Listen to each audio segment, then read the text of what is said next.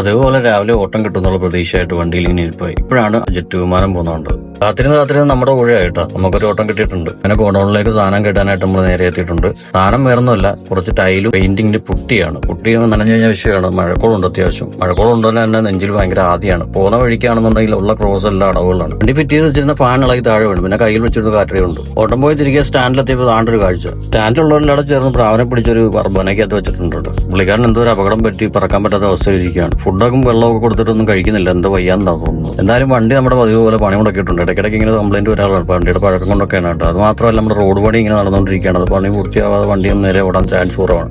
എന്തായാലും വണ്ടിയുടെ പണി ഇച്ചിരി രൂക്ഷമായി പോയി. പിന്നും പിശും പോയതുകൊണ്ട് തന്നെ ലൈറ്റിൽ പോയിട്ട് അത് സെറ്റ് ചെയ്യാനായിട്ട് എടുത്തു. എന്തായാലും ലൈറ്റിൽ പോയി കുറെ സമയം പോയി. ലൈറ്റിൽ പോയിട്ട് നേരെ വർഷപ്പിൽ പിന്നെയും കുത്തിരിപ്പായി. ഇതിന് നേരം കളയേണ്ടെന്ന് വിചാരിച്ച് റേഷൻ കടയിൽ പോകാനുണ്ടായിരുന്നു. റേഷൻ കടയിൽ പോയി. റേഷൻ കട എന്തായാലും ഒരു ഇടവേളയ്ക്ക് ശേഷം നമുക്ക് മണ്ണെണ്ണ തിരിച്ചെത്തിയിട്ടുണ്ട്. മണ്ണെണ്ണ കിട്ടി. എന്നിരുന്ന് വർഷപ്പിൽ വന്നപ്പോഴത്തേക്ക് രാത്രിയായിട്ടും പണിയൊന്നും പൂർത്തിയായിട്ടില്ല. എങ്ങനെ ആരും വല്ലച്ചാലും പണിയൊക്കെ തീർത്ത് വീട്ടിൽ വന്നിട്ട് കുറച്ച് റെസ്റ്റ് ഒക്കെ എടുത്തുള്ളൂ. ഇത് സ്കൂബിയുടെ ബാഗിലൂടെ കിട്ടിയ ടോയ്സ് ആണ്. രണ്ടുപേർക്കും കിട്ടിയിട്ടുണ്ട്. ഇടയ്ക്കൊക്കെ ഇതുപോലെ സമയങ്ങളെ നല്ലതാണ്. ഇപ്പൊ ഇന്നത്തെ വിശേഷം ഇതൊക്കെ അടുത്ത വീഡിയോ കാണുമ്പോഴേക്കും ബൈ.